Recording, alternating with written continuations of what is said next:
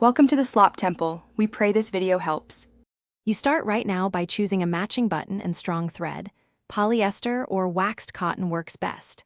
Thread a needle with 2x length, not one end, and place cardboard inside the jeans to keep fabric flat.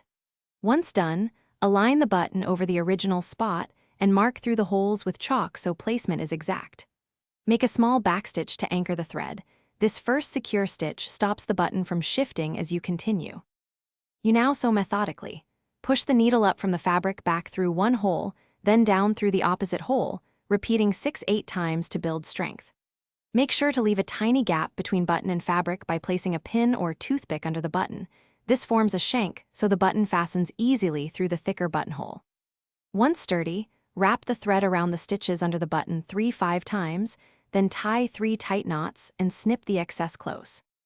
You finish by trimming thread ends and giving the button a final test. Fasten it through the hole several times to ensure smooth movement and correct alignment. If the button feels loose, make a few more sewing passes or use heavier thread. If the fabric around the hole is fragile, insert a small reinforcing patch inside the jeans before resewing to distribute stress.